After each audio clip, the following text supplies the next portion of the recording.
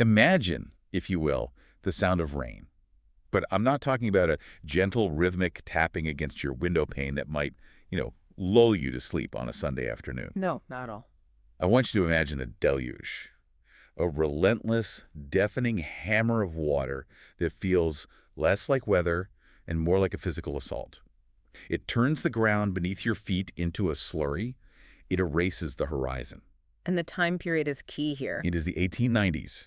You are deep in the California Delta, a flat, marshy labyrinth of levees, peat dirt, and waterways that stretches out like a puzzle with no edge pieces. And the most important thing, You're trapped. you are trapped. It creates such a visceral image right off the bat, doesn't it? It's the ultimate pressure cooker. You are stuck in this remote roadhouse.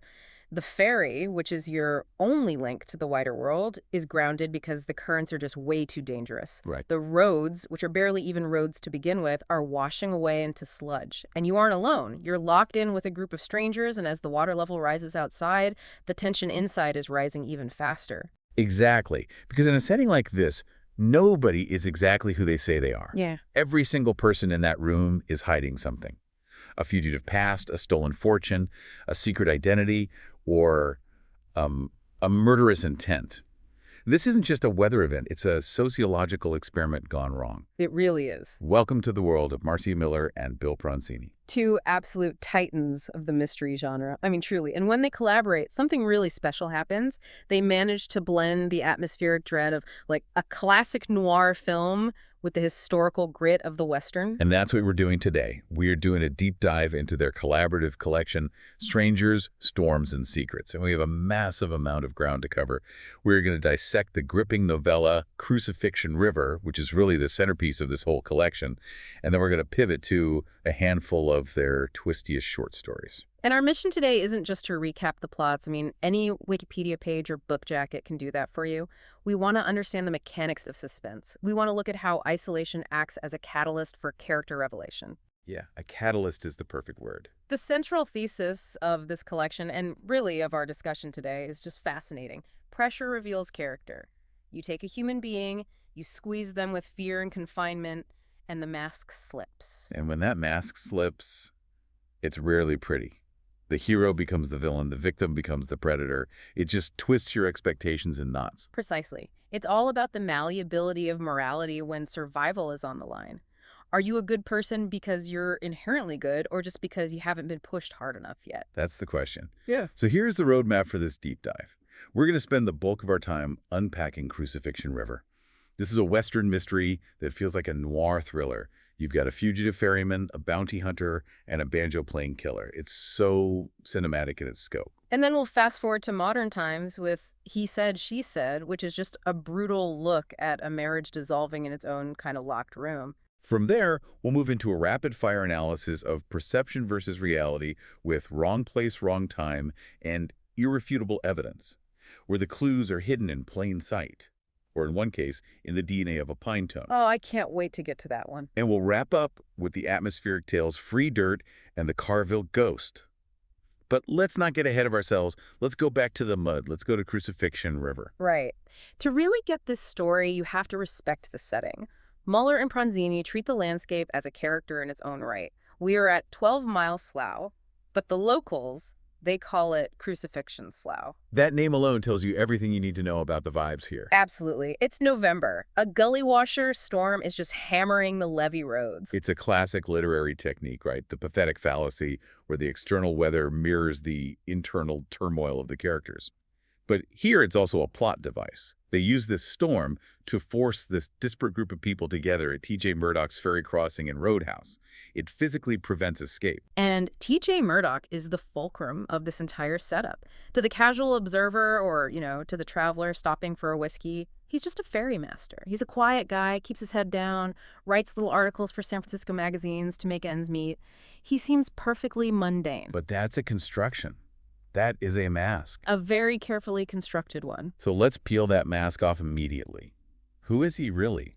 Because T.J. Murdoch sounds like a solid, honest name, but it's a fiction. His real name is Harold P. Baxter. He's a city man, originally from Chicago, and he has been hiding in this swamp for 8 years. 8 years. That is an eternity to be looking over your shoulder. Now, usually in these Western tropes, if a man is hiding, he robbed a bank or shot a sheriff or he cheated a card, something like that. Right, something overtly criminal. But Baxter's story is different. It's much more tragic, isn't it? It is. It wasn't a crime of malice. It was a horrific accident. Back in Chicago, he was driving a rented carriage. A child, a 7-year-old girl named Marcia Muller, chased a ball out from behind some shrubs. The horse trampled her. That's a nightmare. Just an absolute nightmare scenario. It's every driver's worst nightmare. But the real problem wasn't the law. It was an accident, after all. The problem was the father. Patrick Belwright wasn't just a grieving parent. He was a tycoon with unlimited resources and a bottomless thirst for vengeance. He didn't want justice. No, he wanted blood. He publicly vowed to destroy Baxter. He put out word that he'd pay anything to see him ruined or dead. So Baxter, now Murdoch, isn't running from the police. He's running from a private vendetta, from one incredibly powerful, incredibly angry man. And he has dragged his wife, Sophie, and his teenage daughter, Annabelle, into this isolation to keep them alive. He has effectively put them in witness protection before that was even a thing. Yeah. And that's a crucial dynamic to understand. He's doing it out of love to protect them, but the isolation is toxic, specifically for Annabelle. She's 17 years old. She hates the Delta. She hates the mud, the smell, the crushing boredom. She just wants to be a teenager. Exactly. She dreams of San Francisco, of lights and parties and civilization. She is dangerously naive because she's been sheltered her whole life in a swamp to keep her safe from a threat she doesn't even fully understand. She's a powder keg waiting for a match. She wants to live, but her father's forcing her to hide. It creates this incredible friction between them. And into this volatile mix rides a stranger named Boone Nesbitt. Enter the antagonist, or so we think. Nesbitt claims to be a businessman, just passing through, caught by the storm like everyone else. But if you pay attention to the dialogue in the early scenes, he's too sharp, he's too observant. He's not just a tired traveler. Not at all. He notices things. Like, there's that scene in the barn. He corners Murdoch and starts talking about literature. It seems friendly at first, just two guys chatting about books. But then he pivots. He compares Murdoch's writing style to Ambrose Bierce. Which is a huge compliment, normally. Ambrose Bierce was a literary giant of the West Coast. But it's the way he says it. There's an edge. Yes. And then Nesbitt drops the hammer. He notes the similarities between Murdoch's sketches and the writing of a certain Harold P. Baxter from the Chicago Sentinel. That is the moment the stomach drops out of the narrative. It's a subtle interrogation. Nesbitt isn't a fan. He's a hunter. He is a Pinkerton agent. And we need to contextualize that for the listener.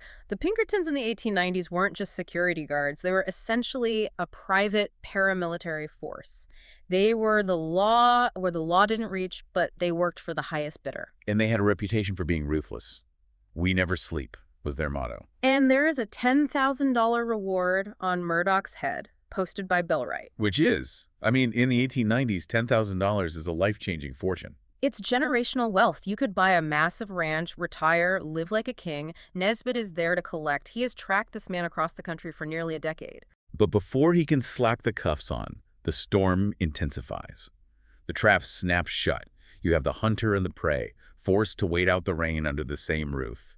It's awkward, it's tense, and it's dangerous. And just to complicate the geometry of the scene, the roadhouse fills up with other travelers. It's a total ship of fools scenario. You have this motley crew of refugees from the storm. First, there's Caroline Devane. She's a nurse, but she's been shunned by society for having an affair. She's a fallen woman in the parlance of the time, heading into exile to live with relatives. She's interesting because she represents the social cruelty of the era. She's competent, she's smart, but she's an outcast because she broke a social rule. Then you have a pair of lovers on the run, Joe Hoover and Rachel Kraft, and they are just radiating anxiety. You can tell they're fleeing something. And then you have the peddler, James Schock. James Never Jim, as he likes to introduce himself. This character is a masterclass in deception. He's a traveling merchant. He plays the banjo. He smiles constantly. He has what the text describes as a baby face. He sells patent medicines and ribbons and cheap jewelry. He seems like the comic relief. He's the guy you'd invite to sit by the fire and play a tune. The harmless traveler. But the authors give us these little hints that something is wrong. He's carrying a hideout gun, a small revolver. And his eyes, they don't match the smile. They're described as cold, and they miss absolutely nothing. Yeah. He describes himself internally as having a cold heart. He is a pure opportunist. He views people not as humans, but as marks or obstacles. He's a predator camouflaged as a prey animal. So the stage is set. The storm is howling. The roadhouse is packed to the gills. Murdoch is sweating because the Pinkerton is watching his every move. And then the door just bursts open. This is the inciting incident that shatters the stalemate. Enter Luke Craft. He is Rachel's husband. He is drunk, he is violent, and he is armed with a long-barreled Colt revolver. This is the classic Western confrontation. The jealous husband tracking down the runaway wife and her lover. It feels familiar. We've seen this in 100 movies. But the stakes are financial, not just romantic. He's not just after his wife. He's after his money. Rachel stole $3,000 from his safe before running off with Joe Hoover. And $3,000 is a lot of money back then, too. A small fortune in its own right. Enough to start a new life. Or to get killed over. Hoover, to his credit, tries to be the hero. He steps in front of Rachel. He tries to talk Kraft down. He says, "Put the gun down, Luke." And it goes horribly wrong. Kraft doesn't hesitate. He doesn't monologue. He doesn't give a speech. He shoots Hoover point blank in the chest. It's absolute chaos. Rachel screams and faints. Hoover's down, bleeding out on the floor. Kraft is waving his gun around, threatening to kill anyone who interferes. It looks like a massacre is about to start. The tension is at maximum. You expect Nesbitt, the professional gunman, to do something. Or Murdoch, the man defending his home. Right. You're waiting for one of them to act. And then a single shot rings out. But it doesn't come from the Pinkerton agent. And it doesn't come from Murdoch. It comes from the banjo player. James Schock, the smiling, baby-faced peddler, draws a nickel-plated revolver with terrifying speed and puts a bullet right between Luke Craft's eyes. Just like that. The threat is neutralized. The harmless merchant drops the raiding gunman with surgical precision. Now pause here. This is the pivot point of the whole novella. Schock claims self-defense. He says, "I did what I had to do, brothers and sisters." And technically, legally, he's right. He saved their lives. Luke Craft was going to kill more people. He looks like the hero for a moment. But notice his reaction. He isn't shaken. Most people, even in the Old West, would be rattled after killing a man. Schock is cool. He's calculating. He reholsters the gun like he's putting away a pen. He's almost too cool. While Caroline Devane, the nurse, jumps into action to save Hoover's life, utilizing a sterilized knife and whiskey for anesthesia in this gruesome makeshift surgery on the floor. Schock is just watching. He's scanning the room. He's watching the dynamics. And most importantly, he's watching that belt pouch where the $3,000 is supposed to be. Because in the chaos of the shooting, while everyone was looking at the body or the screaming woman or the man bleeding out, Schock made a move. We find out the next morning that the money has vanished from Hoover's pouch. And of course, the next morning, Schock takes off early. He claims he's going to brave the storm to fetch a doctor for the wounded man. It sounds so noble. I'll go get help. Right. But he's actually fleeing with the cash. This is the revelation for the characters. The man who saved them is actually a thief and a cold-blooded killer who saw an opportunity amidst the blood and thunder. He didn't shoot Kraft to save them. He shot Kraft to clear the board so he could take the money. That is a chilling realization. The hero is the villain. But for Murdoch, the money is irrelevant because something else is missing. Annabelle. His daughter. The naive, romantic teenager who hates her life at the crossing. She was charmed by Schock's stories of San Francisco. She thought he was a dashing hero who saved them all from a bad man. She saw the James Never Jim persona, not the monster underneath. Oh, Annabelle. She stows away in his wagon, doesn't she? She does. She thinks she's running away to a new life of adventure. She has no idea she is hitched a ride with a sociopath. She thinks she's in a romance novel, but she's actually in a horror story. And this leads to one of the most tense scenes in the book. We get inside Schock's head as he's driving his wagon away from the crime scene. Yeah. He thinks he's got a clean getaway. Then a fallen sycamore tree blocks the road. The wagon lurches. And he finds Annabelle hiding in the back. His internal monologue here is absolutely terrifying. It's devoid of humanity. He doesn't see a pretty girl. He doesn't see a romantic partner. He doesn't even see a human being. He sees a burden. He sees a loose end. He actually thinks, I'm going to put a bullet in her silly head and dump her body in the Slough. It's so dismissive, so casual, like he's throwing away a wrapper. Be rid of one problem at the least. That's the quote. He is completely devoid of empathy. The only reason she survives that specific moment is transactional. She offers him a solution to the blocked road. She knows the terrain. She knows a detour. Yes, she knows the way to the titular Crucifixion River. This brings us to the second major setting of the story. And if the roadhouse was claustrophobic, this place is downright ghostly. Tell us about the camp. It's a ruin, a ghost camp. Years ago, a religious sect tried to build a utopian community there based on free love and religion. But the Delta is a harsh place. The storms, the isolation, the harassment from locals, it just destroyed them. They were driven out, leaving behind rotting cabins and a crumbling meeting house. So you have a ghost town rotting in a swamp. It's the perfect atmospheric backdrop for a final showdown. It's literally a monument to failed dreams and broken promises. Meanwhile, back at the roadhouse, the alarm is raised. Murdoch realizes his daughter is gone. He realizes Shock has the money. He knows exactly what kind of man Shock is now. He has to go after them. But he can't go alone. The roads are treacherous. He's a ferryman, not a gunman, not really. And who steps up to help him? Boone Nesbitt. The very man sent to capture him. This is a wonderful dynamic, reminiscent of the best westerns like 3.10 Duma, The Fugitive and The Hunter riding together. They bond over the mission. They are both competent, dangerous men aligned by a common enemy. It suspends the game of the bounty hunt for the reality of saving a child. It's that professional courtesy. I'm going to arrest you later, but right now we have a job to do. So they track the wagon to the ghost camp.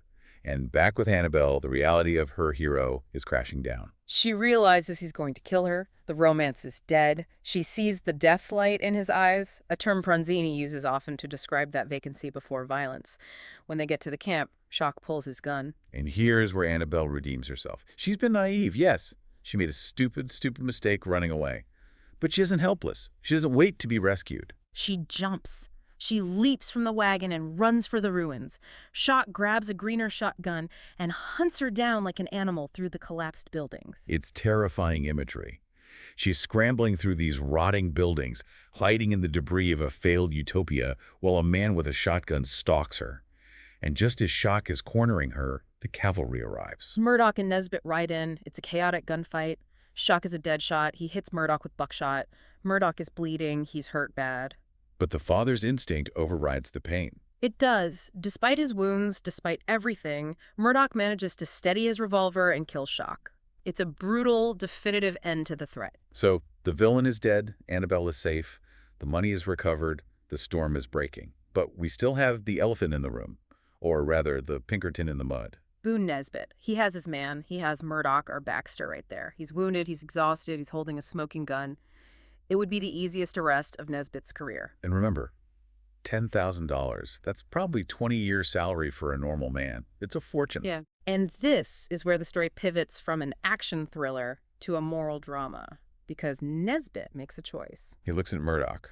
He looks at the man who just fought like a tiger to save his daughter. He looks at the man who saved Nesbitt's life during the shootout. Remember, Murdoch could have let Shock kill Nesbitt. It would have solved his problem perfectly. No Pinkerton, no arrest. But he didn't. He acted with honor. He protected his partner in that moment. So Nesbitt decides, you're not Harold P. Baxter. You're T.J. Murdoch. He walks away. He chooses justice over the law. And he reveals a crucial piece of information that changes the calculus. Patrick Bellwright, the vengeful tycoon back in Chicago, is dying of cancer. He has 6 months to live, at best. So if Murdoch can just lay low a little longer, the vendetta dies with Bellwright. The threat evaporates. Exactly. Nesbitt isn't just being nice. He's making a rational calculation that the threat is ending anyway. But it's still a profound act of grace. He gives up a fortune to do the right thing because he recognizes that Murdoch is a good man who made a mistake, not a criminal. It's such a satisfying ending. It validates the idea that character counts for something, even in the mud. And there's a lovely subplot with the women, too, that we shouldn't overlook. Rachel Kraft, the widow, gets her money back. Yes. And she does something remarkable. She gives half of it, $1,500, to Caroline Devane, the outcast nurse. Caroline saved her lover's life. Right. And Rachel recognizes that they are both stubborn, proud women who have been abused by the world. It's a loan, not a gift, to help Caroline start a new life in a new town, free from her past. It's a moment of female solidarity that balances out all the toxic masculinity and violence we just witnessed. So Crucifixion River gives us this grand, sweeping Western narrative. It's got everything. But now, let's pivot. Let's jump forward in time to a very different kind of storm. The storm inside a marriage. He said, she said. This story is a masterclass in the unreliable narrator. It takes the concept of the locked room and applies it to your relationship. It's set at a place called Sunrise Lodge on Lost Wolf Lake. We have a couple, Cal and Maggie. They're renovating this dilapidated lodge to try and, fix their crumbling marriage. Which, let's be honest, is almost always a bad idea in fiction. If your marriage is on the rocks, do not buy a haunted lodge in the woods to fix it. Go to therapy. Go to beat. Do not go to a dilapidated lodge. It never works out. Rule number 1 of horror survival. But the structure of this story is what makes it so compelling. We get these alternating perspectives. First, we hear from Cal. He's at a local tavern telling the bartender, Abel, that his wife Maggie is trying to kill him. And he sounds rational, he sounds terrified, he lists all these accidents, a roof beam falling, cuts from a dropped saw, burns from a tipped lantern. He claims she's after the insurance money. He paints her as this cold, calculating Black Widow. And because we hear him first, we're inclined to believe him. He's the first voice, he sets the narrative. But then the chapter flips. We go to Maggie, she's talking to her friend Sigrid, and she says Cal is trying to kill her. She says he is the cold one. She thinks he is staging these minor accidents on himself to look like a clumsy victim. He's creating a paper trail of clumsiness. A pretext. Yeah, exactly. Yeah. So that when the big one hits and she dies, the police will just think it was another accident. Oh, poor Cal. He's so clumsy. He must have tripped and dropped the anvil on her. So the listener is stuck. Who do you believe? They both sound convincing. They both have evidence. It forces the audience to become the detective. You have to parse their language for slips, for inconsistencies. Maggie finds something really tricky, though, something that backs up her side of the story. A diary. Yes, from a previous owner, Janice Mott, dating back in 1948. And Janice lived in the same lodge, and her diary details a marriage disintegrating in almost the exact same way. The same coldness, the same accidents. It's like an echo from the past. Is it a haunting? Is it a curse on the lodge? Or is it history just repeating itself? Or perhaps it's a toxic psychological pattern that the isolation of the lodge amplifies.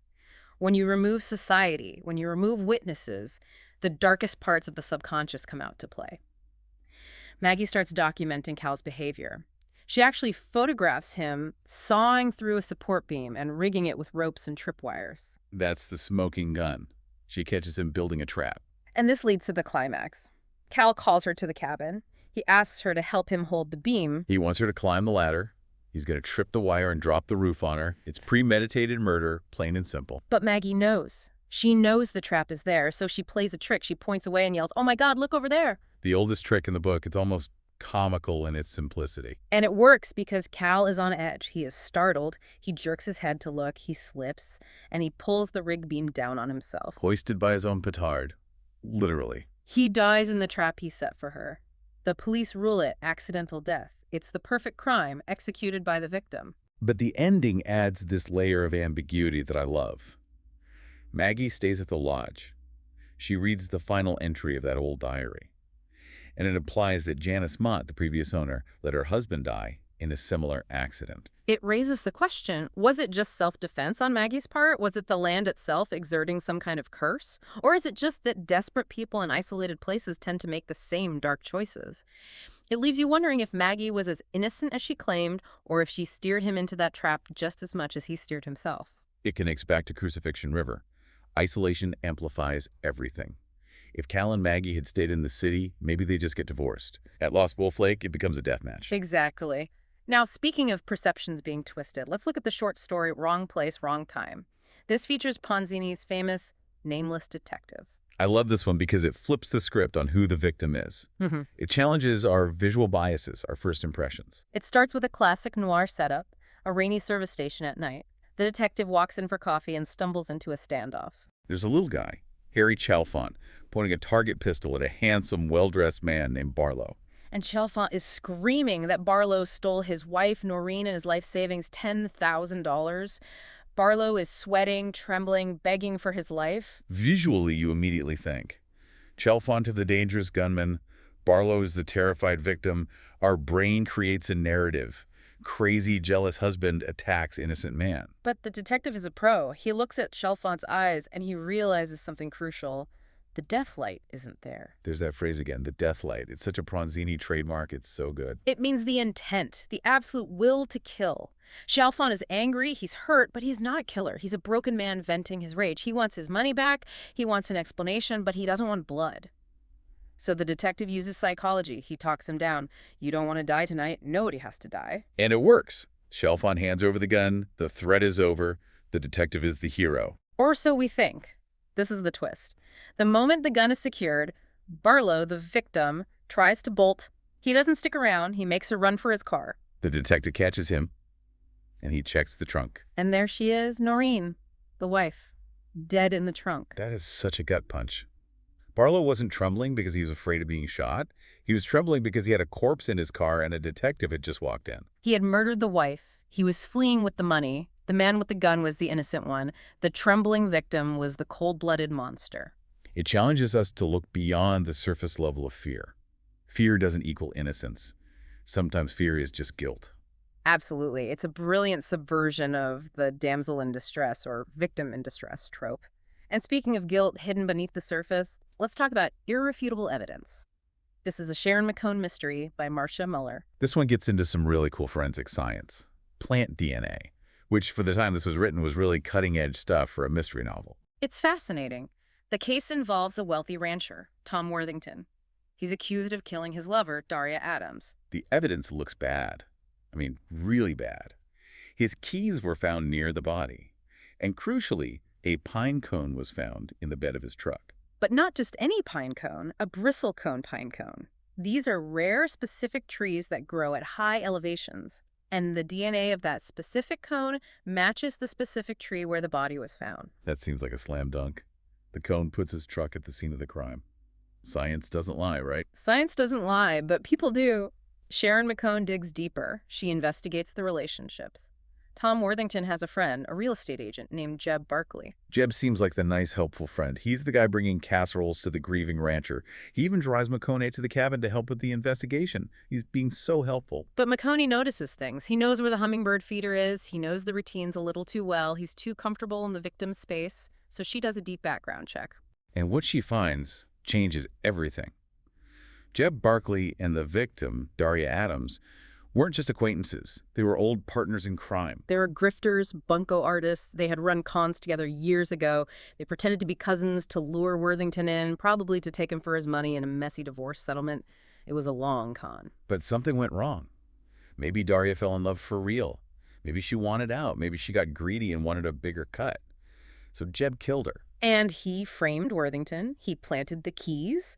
He planted the pine cone, probably inspired by a true crime TV show, which is a nice meta detail about how criminals learn from media. He thought he was being so clever using forensic evidence to frame someone. But he made a mistake. He didn't fix the scratches on his own car. McCone scrapes paint from the scratch on Jeb's car, and inside the air vent of the car, she finds wood fragments from that same bristlecone pine. Caught by the same botanical evidence he tried to use against his friend? It's a classic trope of the helpful friend turning out to be the villain, but the use of plant DNA gives it a very modern scientific twist. It shows that no matter how smart you think you are, the physical world keeps a record. It really emphasizes that theme again. People are rarely who they seem. The helpful real estate agent is a con man. The victim lover is a grifter. Which brings us to our final section, the curiosity trap. Sometimes the deception isn't about a person, it's about a situation. Let's talk about free dirt. And yes, for the listener, that is spelled D-U-R-T. This is a short, sharp shock of a story. It's almost like a fable. A couple, Ramage and Carolyn, are driving in the country. They see a handmade sign, free dirt. Ramage is the kind of guy who thinks he's smarter than everyone else. He's an intellectual snob. He laughs at the spelling. He mocks it. He wants to go see the dumb hick who wrote it. Exactly. Carolyn is the skeptic. She thinks it's a waste of time. She senses something is off. But Ramage insists. They drive up to this pristine, well-kept farm. And they meet the farmer, Keat. He's odd. He's meticulous. Everything on his farm is perfect. And he has this giant pile of dirt in his barn. He tells them it's graveyard dirt from an old Miwok Indian burial ground on his property. Which sounds completely crazy, but he offers to show them the burial ground. Carolyn refuses. She thinks it's a hoax or a trap. She stays in the car, but Ramage, his curiosity gets the better of him. He's a magician in his spare time. He likes tricks. He likes puzzles. He can't let it go. He has to know the trick. The story leaves it ambiguous, but Ramage returns alone later, doesn't he? He does. He goes back to see the burial ground. And the implication is very, very dark. The story ends with Pete casually tossing Ramage's lucky gold doubloon coin in the air. Ramage's coin, which implies Ramage isn't using it anymore. Exactly. The free dirt was bait. The misspelling was bait. It was designed to lure in the superior, the curious, the people who think they know better. Ramage walked right into the spider's web because he couldn't resist correcting the spider's spelling. It's such a creepy little morality play. Hubris kills. Don't be a snob, and don't follow strange farmers to second locations. Sound advice for life and literature. And finally, we have the Carville Ghost. This one is less about danger and more about just pure atmosphere. The setting is incredible. Carville by the Sea. It's a real place that existed in San Francisco history. A community built out of abandoned streetcars in the sand dunes near Ocean Beach. Imagine living in a train car, half buried in sand, with the fog rolling in off the Pacific. It's so surreal. It feels like a Salvador Dali painting come to life. The story involves a detective investigating a glowing ghost that leaves claw marks in these streetcars. It blends the rational world of detection with this supernatural atmosphere. But really, it serves as a capstone to the collection's mood. Whether it's a storm in the Delta, a cabin in the woods, or a streetcar in the dunes, these stories are about people on the edge. On the edge of society and on the edge of sanity. Exactly. They are liminal spaces where the normal rules don't apply. So let's bring it all together. What is the big takeaway from Strangers, Storms, and Secrets? I think it's that the most dangerous storms aren't the ones that rain water. They are the ones created by human desperation and deceit. In every single story we discussed, the threat comes from someone trying to escape their own choices. Right. Shock is trying to escape poverty through theft. Cal is trying to escape his marriage through murder. Jeb Barkley is trying to escape his past and his debts. They are all running from something, and they are willing to destroy anyone in their path to get away. And yet we have that one beacon of hope in Crucifixion River, Boone Nesbitt. He breaks the cycle. He doesn't act out of desperation. He acts out of humanity. He walks away from the money. He proves that pressure doesn't always turn you into a monster. Sometimes it reveals a hero. I want to leave our listeners with that thought. In Crucifixion River, Nesbitt lets a fugitive go free because he judges him to be a good man and knows the threat is ending. It's a powerful ethical dilemma. It puts the spirit of the law above the letter of the law. So, to you listening right now, ask yourself, if you were the lawman, standing in the mud with a wounded fugitive and a check for $10,000 waiting for you, would you have taken the reward? Or would you have walked away? That's the $10,000 question. And I think we'd all like to believe we'd walk away, but until the rain starts falling, you never really know. Thanks for diving deep with us today. If you want to experience the full thrill of the storm, definitely pick up Marcia Muller and Bill Pronzini's work.